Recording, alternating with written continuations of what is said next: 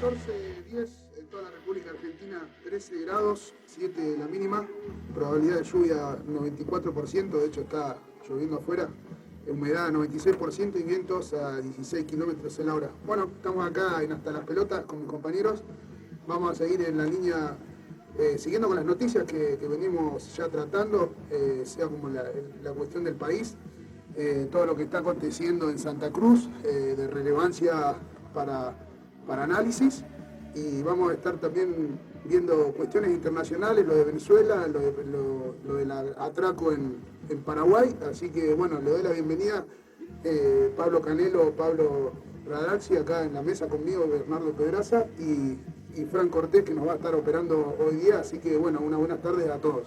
Muy buenas tardes, muy buenas grises tardes de martes, y mojadas también, ¿no? Bueno, hoy 25 de abril, seguimos con nuestra agenda en este magazine político, informativo, cultural, con el repaso de noticias locales, nacionales, internacionales, que vamos a ir desarrollando durante el programa hasta las 14 horas, que dura esto que llamamos Hasta las Pelotas. Le paso la palabra a mi amigo personal, Pablo Chiquito Radaxi. Muchas gracias, hermano, muchas gracias. Buenas tardes, gente, ¿cómo les va? Primero voy a estar pasando los números de contacto rápido, para que sepan cómo comunicarse con nosotros. Pueden estar llamando al teléfono fijo 489-6943, 489-6943, o pueden mandarnos mensajitos por WhatsApp al 156-342-763, 156-342-763. Pueden estar descargando la aplicación y escucharnos por ahí, desde Google Play, Nuevos Horizontes CDA, nos buscan ahí, y si no, desde nuestra web, www.nuevoshorizontes.com.ar. Bueno, como decían mis compañeros acá, tenemos una tarde light. Tenemos una tarde light. Sí, lluviosa. ¿Para qué está lindo, che? Y para hacer una reflexión. Qué buen hashtag. ¿O no? Sí. Qué buen hashtag.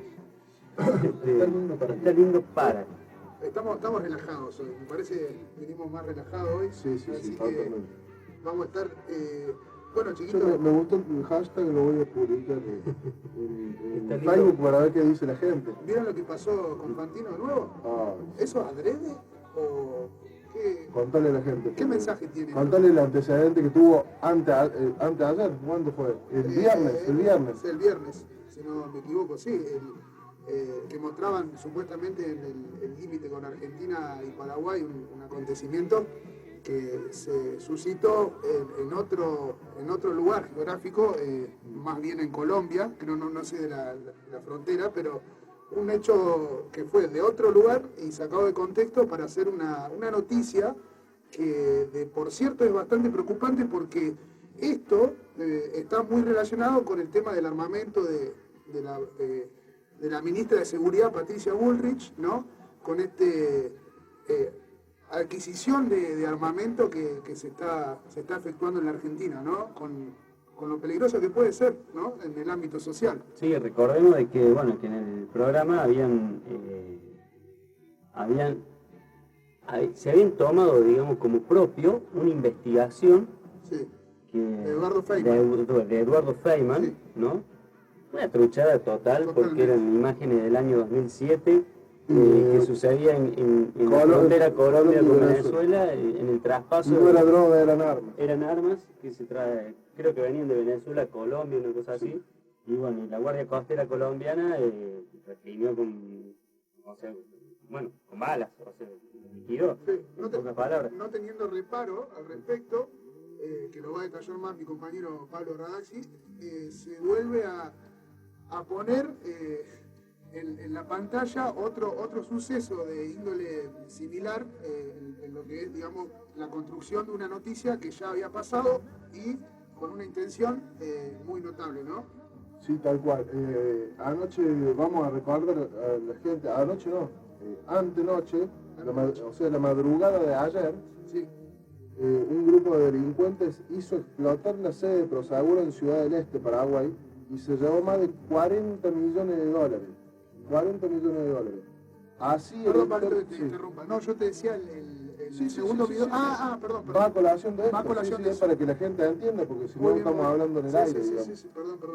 El histórico golpe comando perpetrado por al menos 30 personas que portaban fusiles automáticos, fusiles antiaéreos, explosivos de alta potencia y herramientas de precisión para abrir la caja y todo eso. Sí. Bueno, tuvieron 3 horas metidos ahí adentro los muchachos, 30 personas, sacaron todas las manzanas, se robaron 40 millones de dólares de Prosegur de la sede de Ciudad del Este, Paraguay.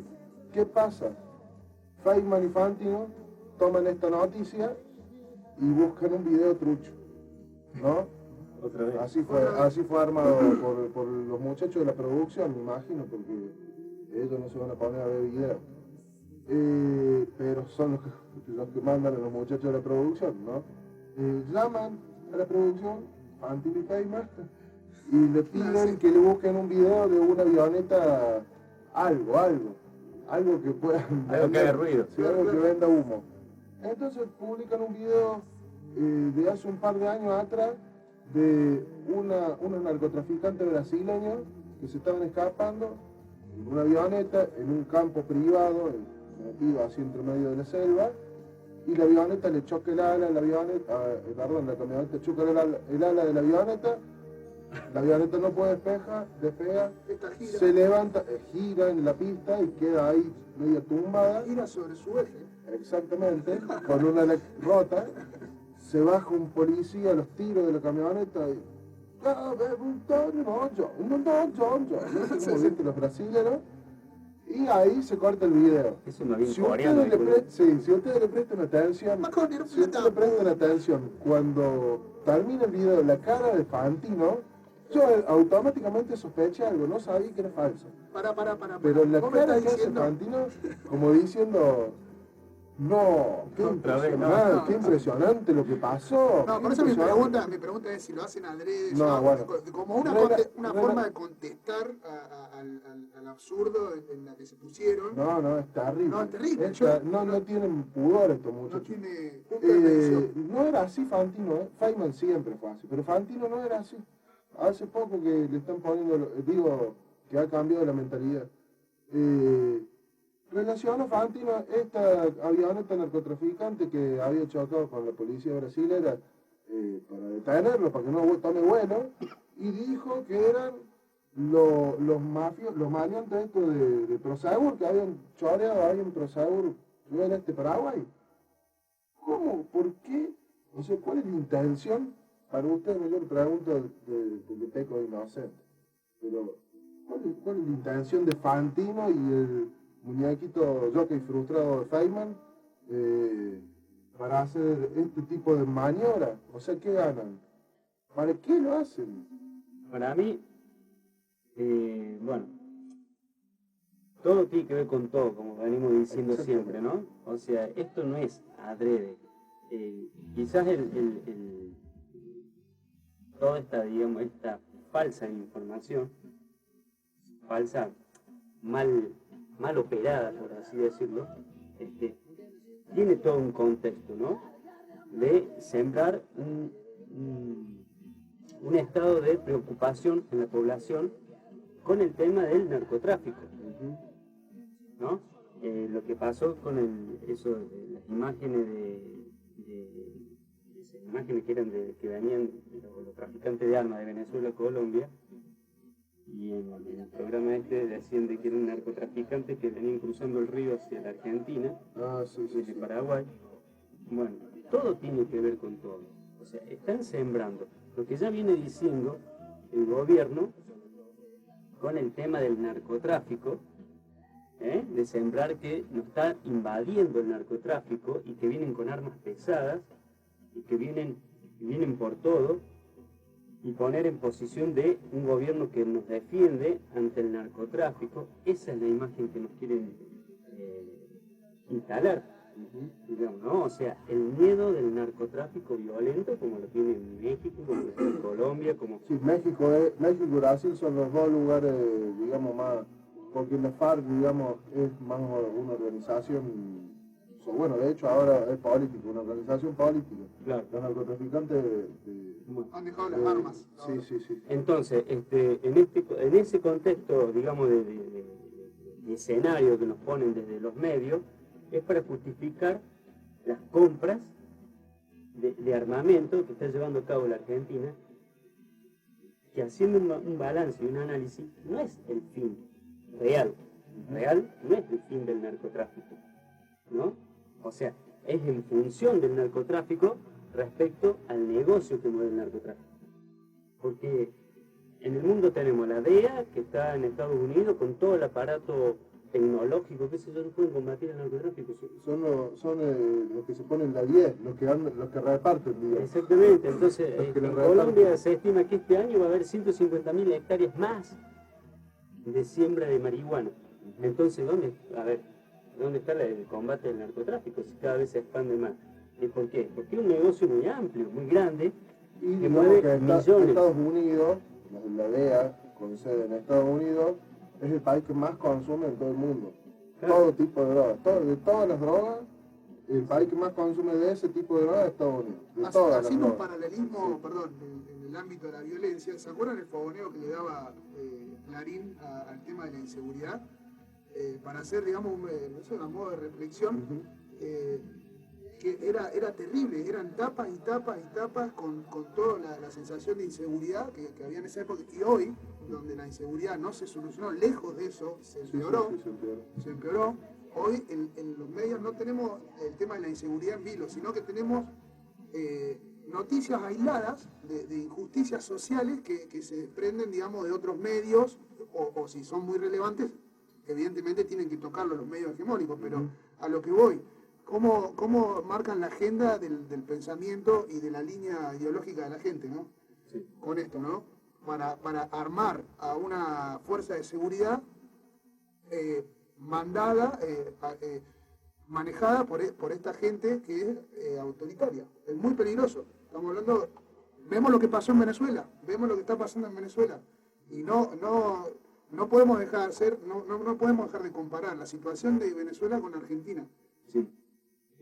Bueno, en colación a todo esto, ayer el gobierno compró 180 camionetas más para gendarmería, ¿no? Se siguen armando las fuerzas de seguridad interna, entonces, bueno, ¿qué necesitan? Lo transmitamos al ámbito comercial, o sea, vamos a hacer una comparación dura en el ámbito comercial. Vos tenés un producto, lo querés vender, ¿cómo lo vendés? Haciendo propaganda. Sí. ¿Ah? En este caso, vos tenés el negocio de la compra de armas, tenés que armar a las fuerzas locales, bueno, y entonces, ¿cómo lo justificás ante la sociedad? Tenés que presentar una pantalla que justifique, o una propaganda, o un hecho que justifique esta inversión que está haciendo el gobierno en materia de seguridad, entre comillas, ¿no? Y bueno, o sea, ahí lo tenemos a Fantino, que ya sabemos que es un operador mediático, junto con el otro periodista Feynman, periodista, Feynman. Un periodatudo. Sí, y bueno, y junto con él, ese dúo, tenemos otros tantos, ¿no? Tenemos otros tantos que también hacen toda esta pantalla en función a los negocios que lleva a cabo el gobierno, que después sería bueno, no lo vamos a saber ahora, cómo son esos contratos que se firman en las compras de armas, porque siempre en el medio hay intermediarios que se llevan una buena cometa, por así decirlo, ¿no? Y normalmente siempre hay algún funcionario involucrado, ¿no? Pero como se está tratando de un tema como la seguridad, no se cuestiona, ¿no? La compra de armas, la compra de armamento, de equipamiento. En vez de invertir en educación, más en educación. Claro. Entonces, es todo muy sádico, ¿no? Toda esta movida, porque, ¿qué pasa? Nosotros todos los años venimos viendo de que el gobierno de la provincia invirtió tanto, tomó 1.500 policías más, equipó las fuerzas, ahora tenemos la división antinarcótico, que eso cada vez se equipa más, las fuerzas de seguridad y cada vez más delitos. Entonces, hay algo que no está funcionando y ya lo dijimos la otra vez. Acá es cuestión de decisión política cuando hablamos del narcotráfico. Y decisión política no hay. Si seguimos persiguiendo el menudeo al pibe que anda en bicicleta vendiendo la merca, o sea, si seguimos persiguiendo y no agarramos al que provea las avionetas que traen la mercadería acá, si no agarramos... Yo le daría 1 kilo de droga a cualquiera que le pase por la frontera a ver si puede. ¿Cómo hacen para pasar 10 toneladas de droga? Tiene que haber algún tipo de corrupción. Pero, ¿por qué no controlan eso? Porque el negocio de la droga es muy grande y abarca a todas las fuerzas políticas también. Lo digamos así como son las cosas. Y la policía también está involucrada. Y también, o sea, la sociedad se hacen los tontos, o sea, nos hacemos los tontos. ¿Por qué anda a meter una denuncia de esa? ¿Sí? Sí. ¿Cómo que esa mujer allá en qué barrio fue? Maldonado, creo que fue. Que denunció a los narcotraficantes de ahí del barrio porque le daban al hijo. ¿Se tuvo que ir la mujer? O si ¿quién quiere vivir así? ¿Quién quiere dejar su casa? En el caso, estamos hablando en una escala muy chica, ¿no? Ah, claro. Imagínate si en una escala muy chica es así, en una escala muy grande. Sí. Bueno. Bueno, por eso decimos que la DEA es lo que la DEA es el organismo que controla las drogas del mundo. Claro. Es así. Escuchame, desde los satélites envían misiles a un objetivo, no van a saber dónde están los campos de cultivo. Como para que la gente se dé una idea del poder que tiene la tecnología en este sentido. Ha salido un video o imágenes, fotografías, Estados Unidos las publica, o los medios de comunicación de Estados Unidos las publican, de una curiosidad que había pasado en un campo nuclear, ¿viste esos campos de prueba nuclear de Corea del Norte? Bueno, donde prueban las bombas nucleares. Bueno, ¿qué estaban haciendo los tipos? Jugando el vóley. Los coreanos suponen que es para despistar. Sí. Pero se los ve en la imagen de un satélite que está afuera de la atmósfera. Sí. Se los ve ahí a los tipos jugando al vóley. Imagínate si no pueden ver plantaciones de droga. Es muy evidente. Otro tipo de... Claro, o sea, si hay, por eso te digo, el negocio de la droga en Estados Unidos mueve más de 19.000 millones de dólares. ¿Quién va a querer romper ese negocio? Si con ese negocio los políticos pueden sacar su tajada, empresarios pueden sacar su tajada, las instituciones pueden sacar su tajada. Y el que comercializa la droga tiene suficiente dinero para comprar un juez, para comprar un senador, para comprar un denunciante, para comprar un policía. De hecho, en México es el ejemplo más claro de cómo ha llegado la corrupción narco a la política, ¿no? Claro. No sé cuántos funcionarios del PRI, que es el gobierno mexicano, es que están implicados en estos temas de narcotráfico, de asesinato, porque detrás del narcotráfico está el asesinato. Claro. Bueno, muchachos, ustedes dicen que nos esconden ¿cómo se llama? Nos esconden la felicidad paso a paso, ¿no? Vilmente, siempre. Nos están escondiendo la felicidad. ¿Puede ser un tanita de intoxicado? No, mentira.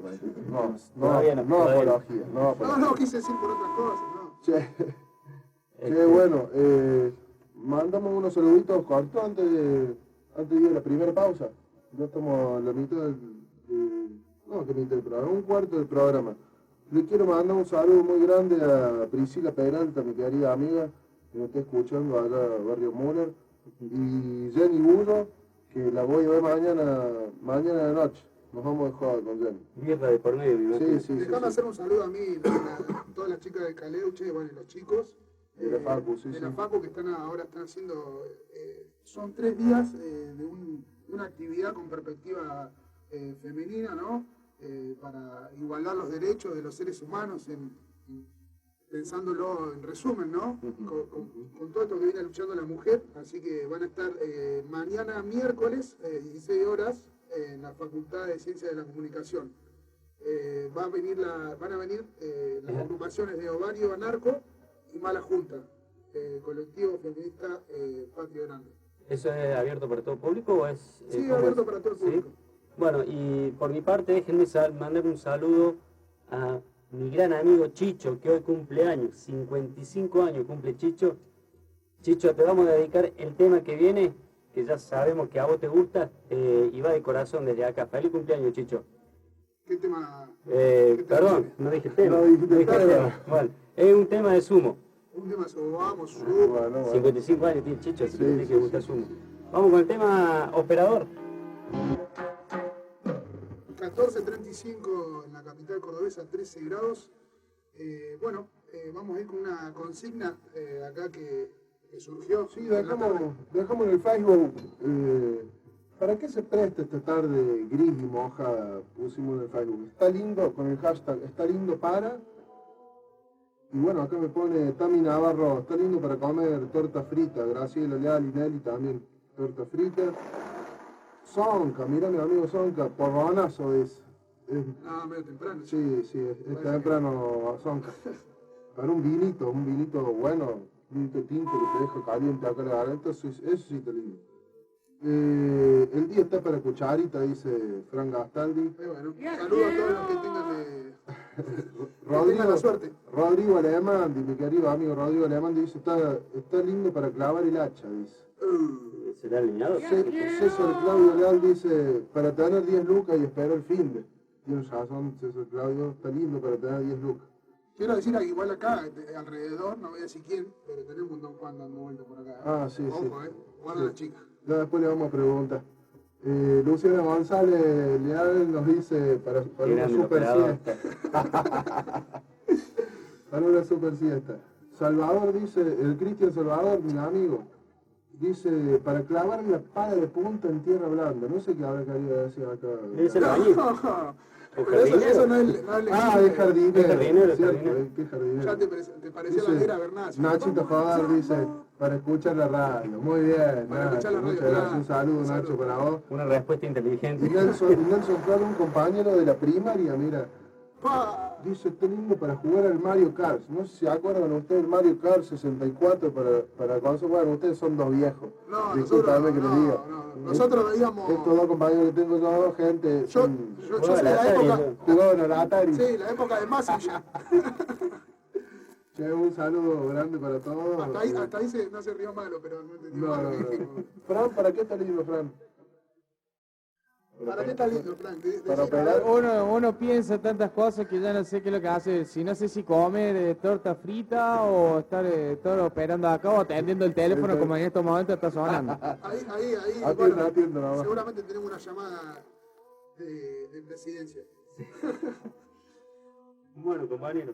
¿Con qué salimos, che? ¿Qué tenemos en la agenda, viejo?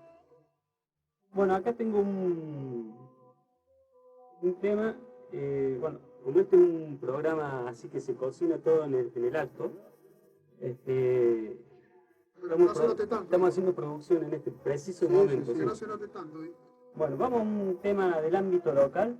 Presentarán amparos contra provincia y municipio por obras en el ex batallón 141. Bueno, buscan frenar el avance de un megaproyecto urbanístico de la firma Corporación América. El proyecto incluiría 446.000 metros cuadrados edificados. ¿No? Los vecinos próximos al predio del ex batallón 141, este predio que está cerca de la ciudad universitaria, presentarán una medida cautelar en desacuerdo con el avance de las obras de la firma Corporación América. Que impulsa un megaproyecto urbanístico en la zona sur de nuestra ciudad.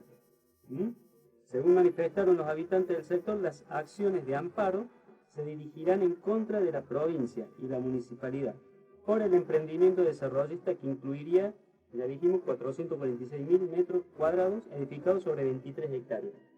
Sobre este tema, vamos a contactarnos con Miguel Mañasco, que es un activista que está a favor de los vecinos y que pertenece a una fundación que está peleando para que este espacio se reconozca como espacio de la memoria. ¿No? En un ratito vamos a ir con las noticias y vamos a contactarnos con el Miguel Mañasco a ver qué nos puede comentar, ¿no? Perfecto, sí. Yo le quiero mandar un saludo, me olvidé, mando un saludo a mi amigo Chanchi. Es mi prestamista. De ahí viene todo el... Sí. De ahí No, viene todo el... bueno, anda laburando Chanchi en la camioneta por toda la ciudad y nos anda escuchando. Mirá Cada vos. vez que lo nombramos dice que va a tocar 2 bocinas. Así que escuche 2 bocinas. Va a ser como el prende y apaga el TN. Sí, puede ser. ¿O no? Es buena Esa buena. Ahí vamos a hacer cuánta audiencia. Parece que estamos ahí... Según los bocinazos que se escucha en el centro. Le estamos empatando a Cunesov, de acá de Córdoba, ¿eh? Totalmente. Un saludo muy grande, Chanchi, para vos. Préstame 500 cuando te vea. Como verano, este radio no está hecho por gente pudiente. No, por supuesto. Che, tenemos repercusiones de lo sucedido en Santa Cruz, ¿no? Muchas idas y vueltas. Vos, Pablo, ahí está entablando comunicación. Estamos en plena producción, gente. La verdad que, bueno, hay repercusiones, volvieron a ir a la casa de Cristina esta vez, estuvieron 40 minutos ahí, yo creo que eran como 50 manifestantes, una cosa así, y estuvieron haciendo un cacerolazo. Ajá. Estuvieron dando a la cacerola ahí en la puerta de la casa de Cristina. Y no, la verdad que no he leído cuál era el reclamo, qué es lo que pedían, porque no es nada, Cristina es ex, actual no es nada. En todo caso deberían haber vuelto a ir a la casa, a la residencia de la gobernación. Bueno, esto es algo que se venía pensando, previendo, ¿no? Que Santa Cruz iba a ser golpeado por el gobierno de Cambiemos, acortándole el presupuesto y haciéndole la vida imposible. Habría que recordarle al presidente Macri que en Santa Cruz son argentinos también, ¿no? Es como hacer una operación tan despiadada hacia ciudadanos argentinos, ¿Has ¿no? visto cómo quieren implantar en los medios que Santa Cruz es la Venezuela argentina? Sí. ¿Has escuchado? Sí, he escuchado el paralelismo ese que vos contás. Sí. Pero... Después tengo una perlita para dar en cuanto a eso, porque dicen que es un gobierno súper militarizado. Pero bueno, vamos con otro tema, volvemos a hablar. Volvemos al tema del batallón 141. Tengo en línea a Miguel Mañasco, que es, bueno, lo que recién decíamos, está llevando a cabo adelante, forma parte de este grupo de vecinos que pelean para que el espacio sea reconocido como espacio de la memoria y no que sea otro emprendimiento, otro mega emprendimiento edilicio, que bueno, que ya sabemos las complicaciones que ha traído otros emprendimientos. Pero bueno, tenemos a Miguel Mañasco en línea que nos va a saber explicar mejor. Muy buenas tardes, Miguel, ¿cómo andás? Desde acá del programa Hasta las Pelotas te estamos llamando para que nos expliques cómo es la cuestión esta, ¿no? Del batallón 141, que vos estás más al tanto de esta situación. Bueno, buenas tardes a todos y bueno, muchas gracias por el llamado. La verdad que este es un tema que venimos siguiendo mucho desde el grupo de vecinos, de la fundación de la cual soy parte, que se llama Córdoba de Todos, que es un tema central de Córdoba. Uno dirá, bueno, pero es solo un tema aislado o una problemática concreta, claro, pero cuando vos discutís el batallón 141, discutís medio ambiente, discutís servicios públicos, discutís déficit habitacional, discutís un montón de temas, con lo cual es un problema que te hace discutir sobre cómo está nuestra ciudad. Y bueno, cuando vamos a ver cómo está nuestra ciudad, ¿qué es lo primero que te dice cualquier vecino que le pregunte en la calle? Y que está colapsada, que el tránsito se colapsa, que las colacas están sobre las calles, que en el tránsito es insoportable. Bueno, todas esas problemáticas tienen que ver con una sola cosa, que es cómo se ha hecho el desarrollo urbano de la ciudad a medida de los grandes desarrollistas inmobiliarios. Eso que vemos con las torres de Gama, eso que vemos con las torres de Visur y demás, pasa con el batallón 141 o intenta hacerse con el batallón 141. ¿Y qué es lo que se quiere hacer? Bueno, un mega emprendimiento con 5.000 departamentos lujosos, que lejos de solucionar el déficit habitacional que tenemos, me refiero a la cantidad de gente que no tiene una casa donde vivir, son para un sector que ya tiene casas, 2, 3 propiedades, 5, 10, con lo cual es para un sector muy minoritario, que es el que más poder adquisitivo tiene, y encima, bueno, produce distintos colapsos en los servicios públicos, una zona que ya está colapsada. Los que vivimos en zona sur, andamos por la calle y ya cuando salís en la mañana por Nores Martínez, por Cruz Roja está permanentemente colapsado el tránsito, las cloacas están salidas casi toda la ciudad. Y bueno, lo que vemos a diario, llueve 2 gotas y se inunda todo, con lo cual, bueno, vemos todas esas problemáticas y hemos dado una batalla muy fuerte, mucha desigualdad de condiciones, porque el grupo Ornequian, que es quien es el grupo que quiere desarrollar ahí, habilitado por el Poder Ejecutivo Municipal y el provincial también, la verdad que cada vez que tenemos una discusión lo resuelve como lo resuelven los grandes empresarios de este país, poniendo plata, digamos, tratando de condicionar desde lo económico en las distintas administraciones provinciales y locales, incluso nacionales, y bueno, ahí estamos el grupo de vecinos batallando contra eso, y la verdad que nos va bastante bien, porque hemos logrado generar que en la zona sur de la ciudad haya un rechazo muy pronunciado de la ciudadanía, de los vecinos de los barrios, a la construcción del medio emprendimiento, y en esa batalla andamos hoy, que hay un nuevo capítulo, ¿no? Ajá. Bueno, acá en la noticia del diario La Nueva Mañana, en el portal del diario, bueno, dicen que presentarán amparos contra la provincia y municipio por las obras, ¿no? O sea, ¿qué quiere decir esto? ¿Que ya se han comenzado las obras así sin, o sea, como metiendo el pecho, como quien dice, sobre el predio? No, en realidad no han empezado la obra, nosotros por eso presentamos un proyecto que ustedes lo nombraban muy bien recién, que es convertir al predio del ex batallón 141, que son 23 hectáreas verdes que quedan en Córdoba, el último pulmón verde de la zona sur, convertirlo en un parque de memoria, es decir, porque allí lo que ocurrió fue que el batallón 141 fue parte central del circuito del terrorismo de Estado de Córdoba, un lugar donde se practicaba inteligencia para perseguir a quienes pensaban distinto, torturarlos, asesinarlos, desaparecerlos, etc. Con lo cual, al comprobarse eso en la megacausa La Perla, al ser condenado su máximo responsable, que era Luis Gustavo Diedrich, en esa misma causa fue condenado a perpetua, nosotros lo que hicimos fue presentar un proyecto donde se resguarde ese lugar para que la ciudadanía cordobesa pueda reflexionar, pueda hacer memoria colectiva de la tragedia más importante que ocurrió en nuestro país y en nuestra provincia con características muy atroces. Con lo cual presentamos eso en vistas de qué? De que el empresario viene incumpliendo de manera serial las promesas que se había hecho, pero no promesas que dicen los medios ya, ordenanzas que firma y que la aprueba el municipio. Es decir, hay una ordenanza que se aprobó en 2013, municipal, que es la que autoriza a los privados a construir en el batallón 141, que antes no se podía, porque era reserva verde. Mestre le cambia esa calificación y permite que se construya. Ahí el privado se compromete en 2 años a ya tener, digamos, empezadas las obras. Bueno, no lo hace. Y la ordenanza es muy clara. Si a los 2 años no empezó la obra, el municipio puede rescindir el contrato sin habilitar juicios, sin habilitar indemnizaciones, pero bueno, obviamente, Mestre, que tiene un arreglo con Ornequian, no lo hace.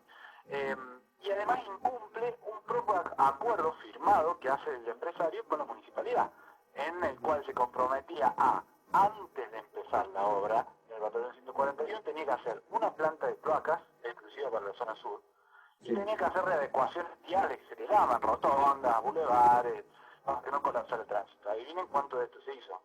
Absolutamente nada.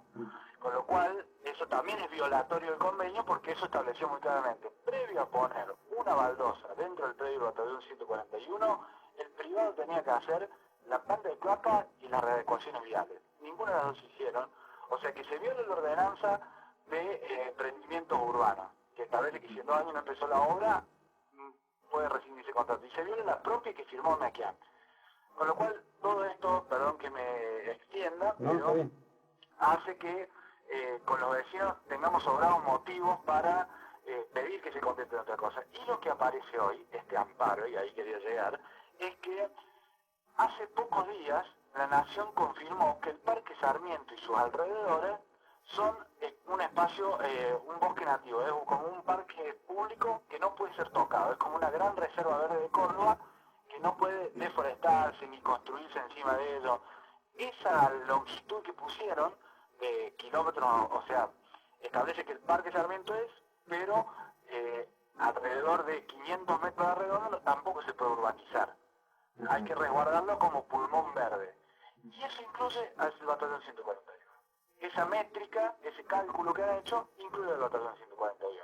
Con lo cual, un nuevo elemento más que se sumó para decir, bueno muchachos, ya si están violando ordenanzas municipales, están violando la ley provincial de la memoria que establece que tienen que resguardar los sitios donde ocurrió el terrorismo de Estado en Córdoba. Están violando leyes nacionales de la memoria también, cuando se crean los sitios de la memoria, la ESMA, la Perla y demás, que de resguardo de los sitios de la memoria, y ahora una nueva ley nacional que establece que el Parque Sarmiento y sus alrededores son bosque nativo, son pulmón verde, con lo cual ya es un desastre en términos legales lo que ha hecho el municipio con el grupo privado, y hay sobrados motivos para avanzar en una propuesta que se amolde a toda esa legislación y que nos cuide a los cordobeses el último pulmón verde de la zona sur que tenemos, y además que ejercitemos la memoria. Miguel,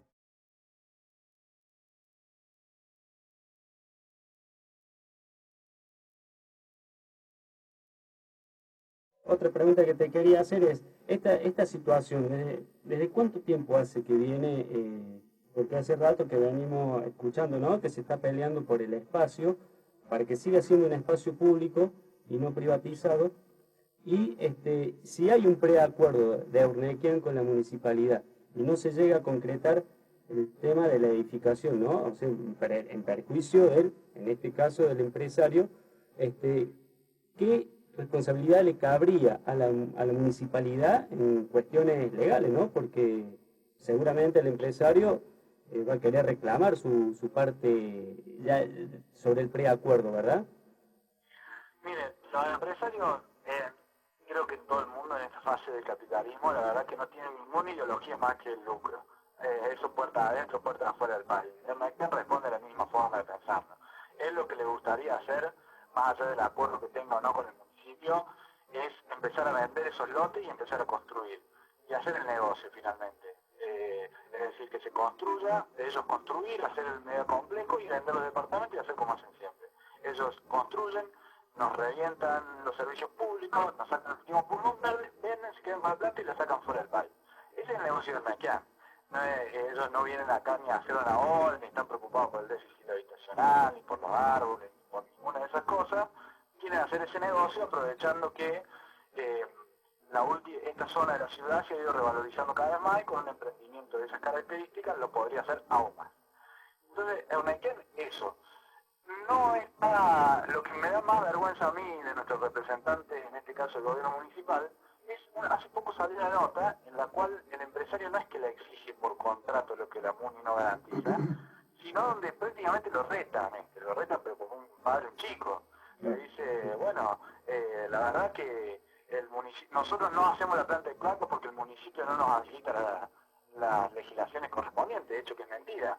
Pero el municipio, en vez de encargarse, salir rápidamente a desmentirlo y decir, el empresario está mintiendo, que no se haga el vivo porque le vamos a sacar el contrato, porque está incumpliendo, sale agachado a responder a una chat. Es como, claro, es como que ya, digamos, o sea, en la mentalidad, en la idea del empresario, la obra se va a hacer.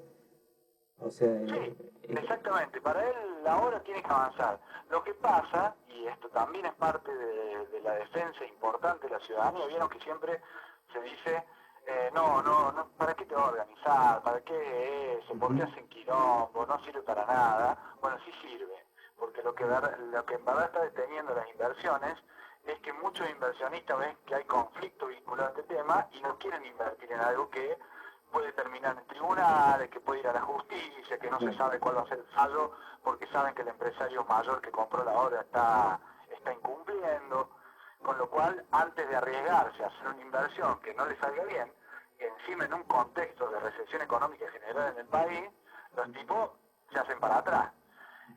Con lo cual la resistencia ciudadana vinculada a este tema ha sido central, importantísima y transformadora, porque ha instalado un debate muy importante, por lo menos en esta zona, entre los vecinos. Es un consenso absoluto de quienes vivimos en Niponá, San Fernando, Jardín Espinoso, de que esa construcción se haga. Es un conflicto enorme para todos nosotros.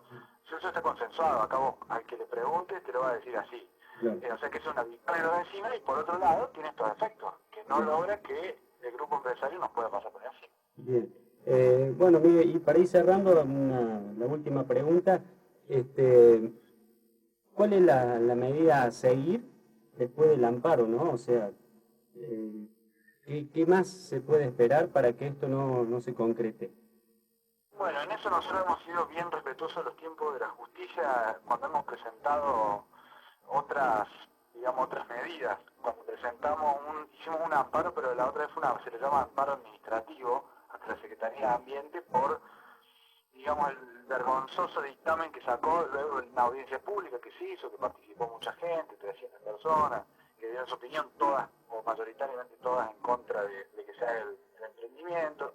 Todos dieron un dictamen que estaba todo bien, que nadie había hecho nada malo, bueno, terrible. Hicimos un amparo administrativo, eso corrió, demoró un tiempo, pero también, digamos, termina congelando por un tiempo la actividad ahí. Y ahora lo mismo con este amparo. Hemos avanzado en este amparo, en el cual planteamos que al ser declarado el Parque Sarmiento, esto que les contaba recién, espacio verde, bueno, el batallón también entra. Así que hasta que la justicia no dictamine eso, no pueden ellos empezar la obra, y tampoco nosotros tenemos que esperar a ver cuál es la resolución. O sea, no podemos seguir tampoco viendo qué otro reclamo vamos a hacer. Lo que sí es cierto es que hemos hecho un avance en la justicia, hemos hecho una propuesta concreta, porque nos dicen, ustedes critican nomás pero nunca proponen. Bueno, no, hicimos una propuesta que era el Parque de la Memoria, que incluye ferias con productores locales donde pueden vender sus productos, que incluye parques interactivos para que las familias vayan, resguardo del pulmón verde que existe, o sea que es una propuesta bien integral y concreta.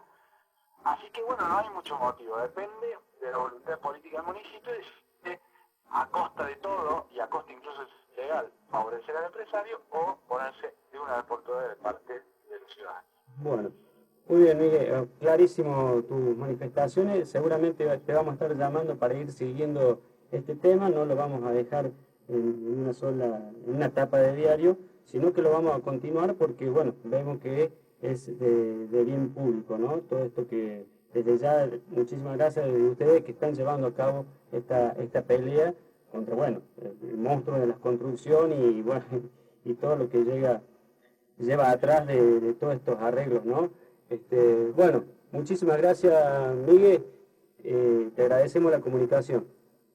Bueno, les agradezco mucho a ustedes por darle importancia a estos temas, es central para nosotros que así sea, les agradezco de verdad. Bueno, un abrazo desde acá. Un abrazo. Bueno, nos estuvo acompañando Miguel Mañasco, que es... Clarísimo, ¿no? Sí,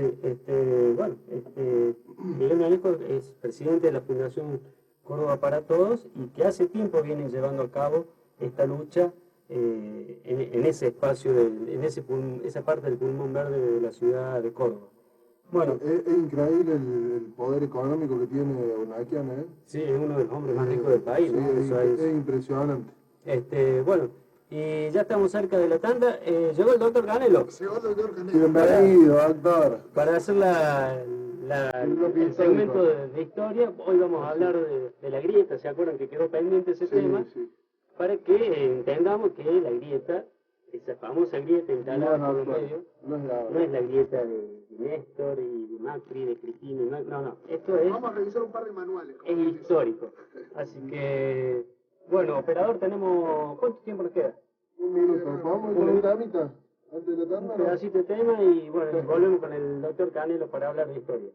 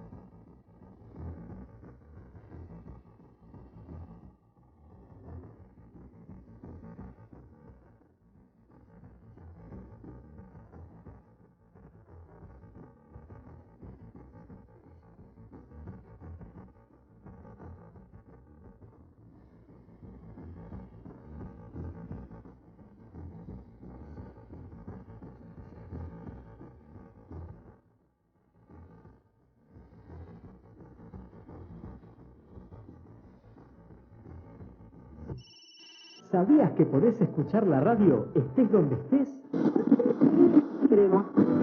Nuevos Horizontes 102.5 ya tiene su aplicación.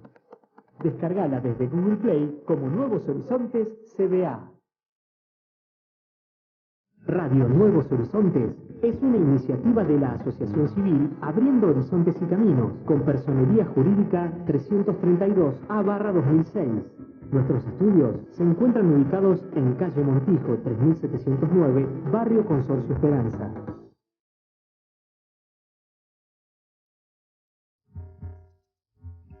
...102.5... Nuevos Horizontes. Comienzo de espacio publicitario.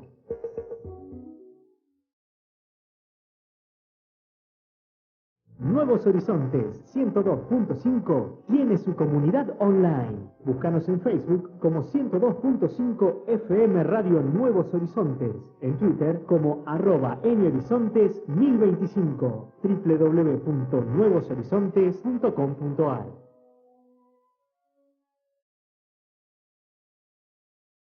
Tiani Espectacular, la magia de un gran espectáculo, como nunca antes visto en Córdoba. Tiani, descúbrelo y te sorprenderás. De martes a domingo en Avenida Duarte Quirós 5100, con aire acondicionado. Entradas por fullticket.com, Patio Olmos y boletería Tiani. Mágico, divertido, sensacional. Es mucho más que un circo, es un espectáculo.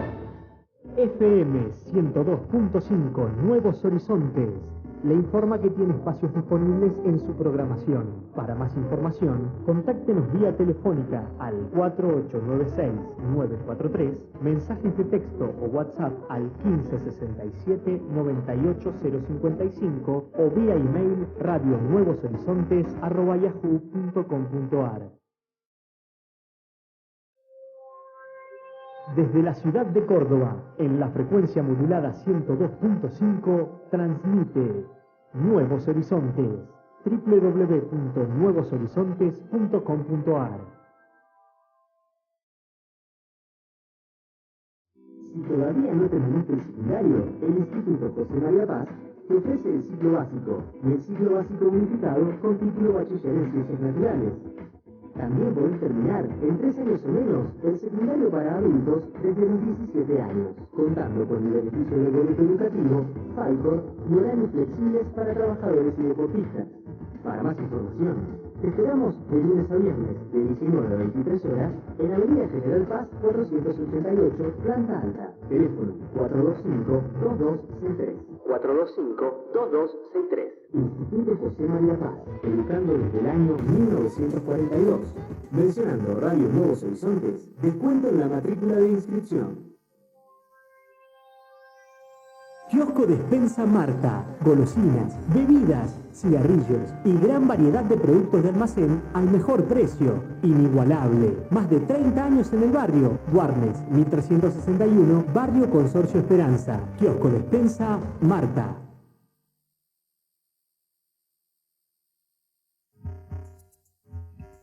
...102.5... Nuevos Horizontes.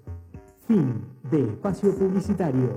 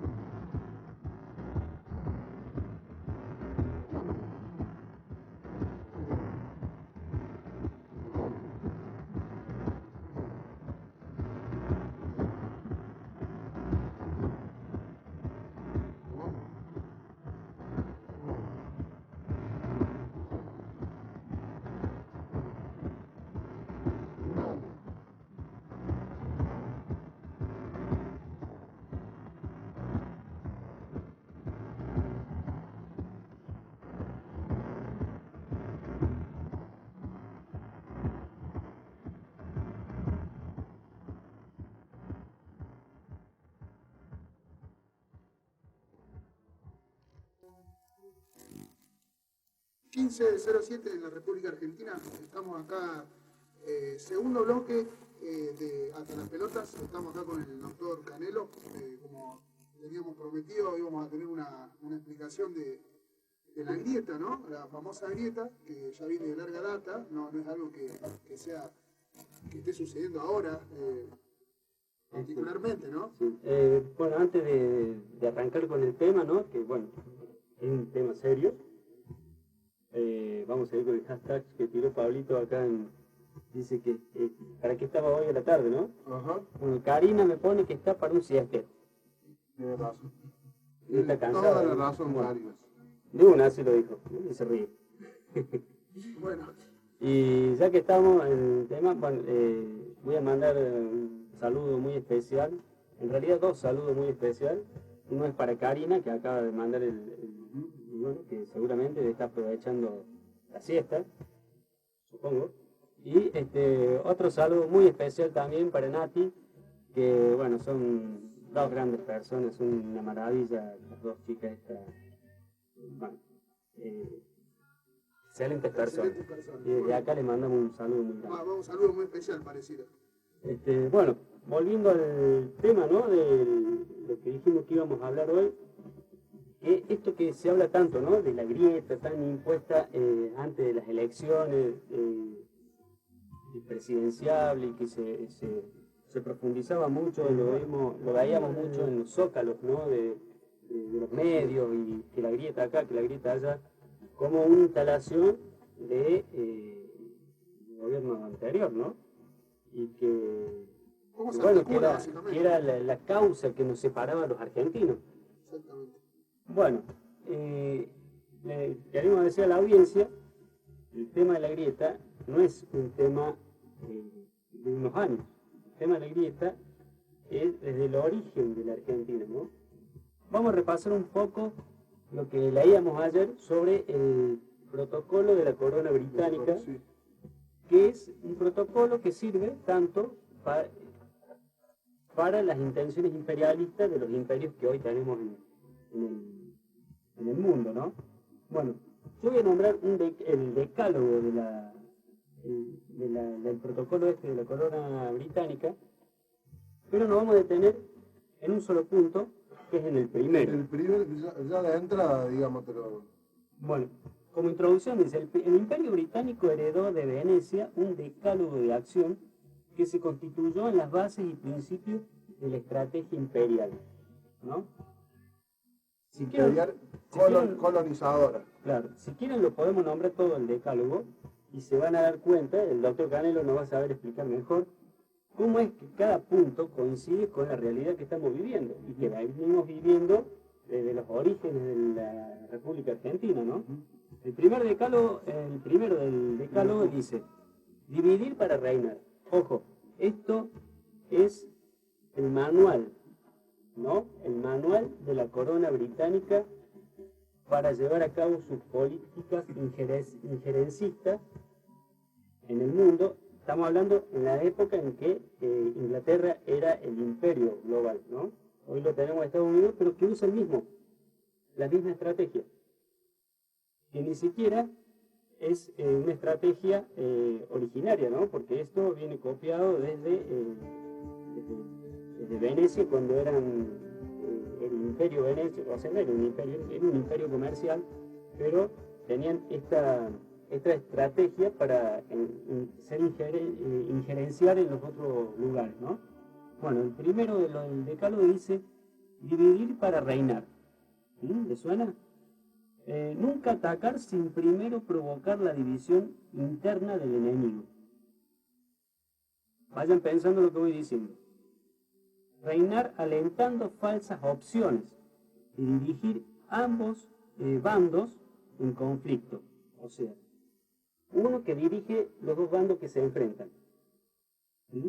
Crear y dirigir la mayor cantidad de bandos posibles en el conflicto, derecha e izquierda, militares y guerrilleros, y si hay muchos judíos, crear organizaciones nazis.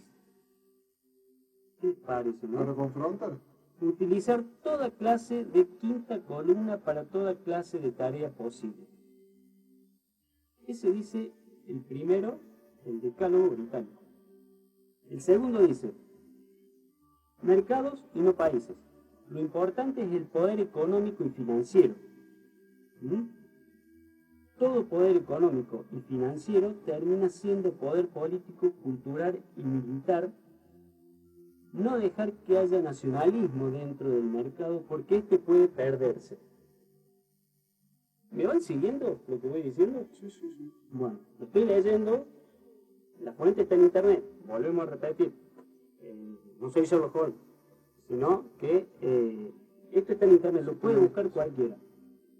Tercero, incitar para vencer, desinformar al enemigo y por medio de agentes propios se refiere a los que están adentro de un país que infiltrado que ejecutan a favor en este caso, de la corona británica. Incitarlo a que ataque cuando está en una situación estratégica desventajosa. Cuarto, el poder no se muestra. ¿Claro eso? En lo interno se actúa por medio de nativos que hacen el trabajo sucio.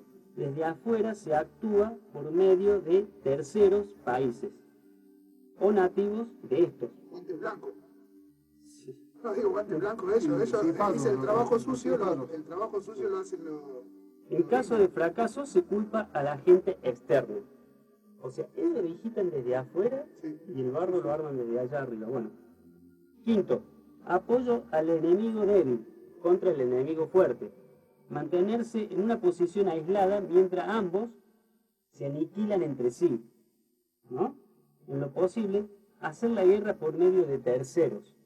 Bueno, el doctor Canel nos va a explicar caso concreto, la guerra de la Triple Alianza, ¿no? Acá tenemos, bueno. Sexto, la guerra es la última de las políticas.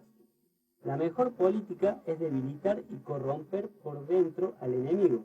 Es la técnica de la tónica de Neso, dice. La túnica de Neso. La túnica de Neso. La guerra militar debe ser precedida por guerras políticas. Bueno, como una última opción, la guerra militar. Exactamente. Antes la guerra política y la división de las diferentes facciones. Bueno, en el punto 4 no les hace acordar mucho a lo que estuvimos hablando de la Fundación RAP. Bueno, vayamos relacionando. Ya dijimos que este programa es un programa para pensar. Sí, sí, sí. ¿No? Bueno, séptimo, no hay amigos o enemigos permanentes, sino intereses permanentes. Las lealtades religiosas o ideológicas se dejan para los incautos. Se apoya a quien brinde más ganancias. Si el otro ofrece algo mejor, se cambia de alianza. O sea, no se casan con nadie mientras sea beneficioso para ellos. Octavo, quien controla el mar, controla el comercio. Y quien controla el comercio, controla el mundo. ¿Está claro? Por eso ahí se aplica tanta inversión en Estados Unidos, Rusia, China, Francia y Gran Bretaña en adquirir portaaviones, submarinos nucleares, destructores. Sí, sí. Tal cual. No debe dejarse al centro del poder, no debe dejarse al centro de poder en tierra adentro del continente. O sea que necesita estar el poderío en el mar. Sí, el poder se ejerce desde el puerto hacia el interior del continente. Desde el puerto hacia el interior del continente. Noveno, no importa perder batallas sino ganar guerras. Es una estrategia total. Se compromete el poder comercial, financiero, político, religioso, racial, cultural de todo el imperio. Estamos hablando del imperio británico en este caso, ¿no? Recordemos que no es un decálogo actual, sino que años atrás. Se condice mucho. Bastante. Ahora podríamos sumarle el tema de la información. Ahora la información también es tan relevante como el mecanismo militar. Exactamente. Bueno, dice, una batalla militar no es la guerra imperial total. Y el décimo dice, estrategia sin tiempo. No hay plazos, sino objetivos. No actuar hasta estar seguro de ganar. El objetivo no es dar al enemigo un golpe leve del cual se reponga pronto, sino un golpe grave del cual no se reponga jamás. a menos que el imperio le convenga que se vuelva a levantar para emplearlo contra otro enemigo que surja. ¿Mm? Bueno, Es impresionante, ¿no? Es impresionante cómo... el que tiene, digamos, la voluntad de relacionar la realidad del mundo, no solamente de la Argentina, este decálogo le cae así, Sí, sí. ¿no? Bueno, y el doctor Canelo nos va a explicar que es más ávido de la historia, pronto a ser licenciado, ¿no, doctor? Bueno, él está con nosotros, él está con nosotros acá y bueno, nos va a hablar sobre este tema, ¿no?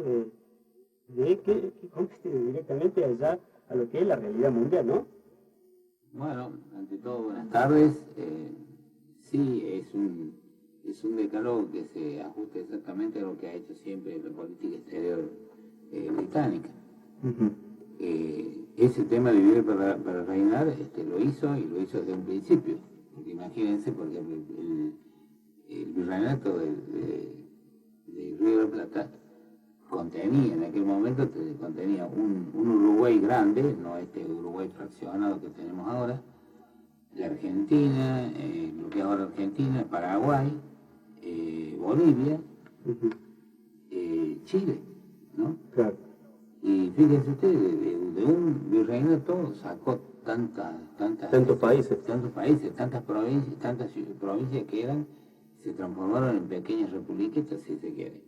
Entonces, no es por asomo lo que podía haber sido el virreinato del Río de la Plata unificado.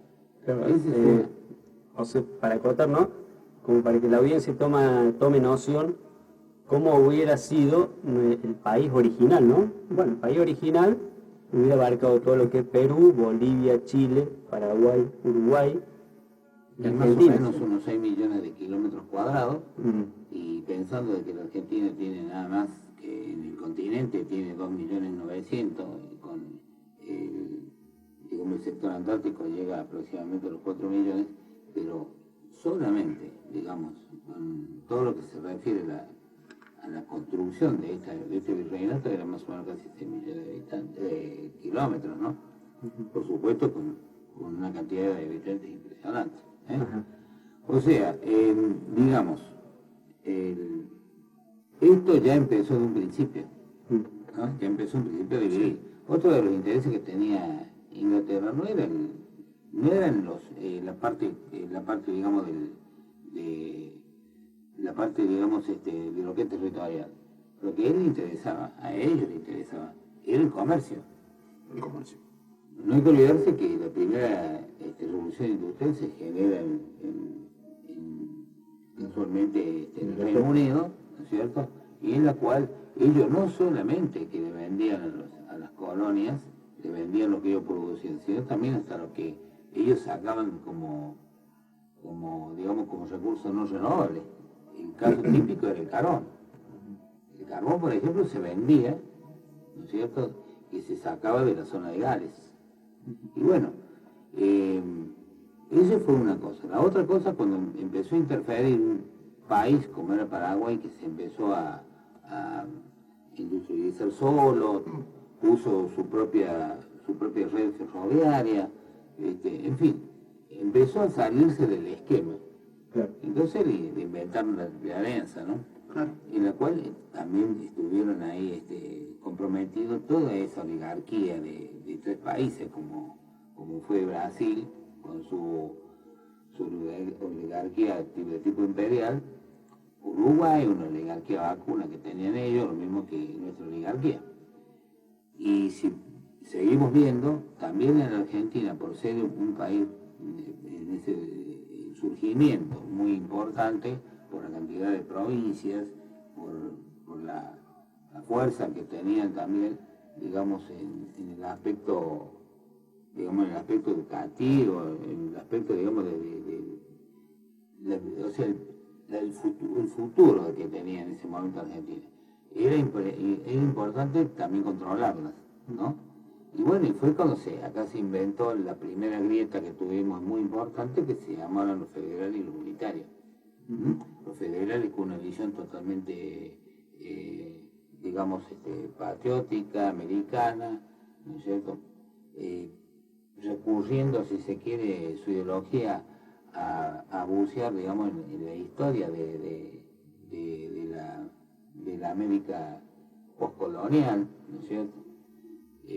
Muchas personas que pensaban, en ese momento había muchos dirigentes que pensaban que la Argentina junto con los otros países tenían que pelear por una causa común, que era la causa latinoamericana. Bueno, ahí empezó a actuar la política inglesa. Pero utilizaron digamos, un artilugio muy importante que no se tiene muy en cuenta porque no aparece en los libros de historias comunes, y que fue la masonería. Ustedes van a ver que todos los países que están rodeando a la Argentina misma, Brasil, Uruguay, Argentina, Chile, por ejemplo, ¿no? Y en menor medida Bolivia y en muy poco Paraguay, ¿no?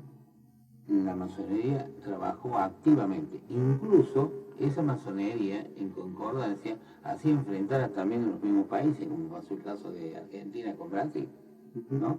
Argentina con Brasil durante más de 100 años tuvimos las hipótesis de conflicto con ellos, cuando realmente no tenemos nada que tener conflicto con los brasileños, salvo con el fútbol, ¿no? Pero en lo demás no hay conflicto porque se concatenan muchas cosas entre los brasileños y argentinos. Disculpe que le puedo hacer una pregunta. ¿Qué lineamiento de pensamiento, para que la audiencia entienda a grandes rasgos, tiene la masonería? Como para... La masonería es una hermandad, pero esa hermandad, digamos, cuando uno la maneja en un ámbito local, bueno, va y pase, puede ser muy buena, pero la masonería depende de diferentes sectores que van tomando jerarquía.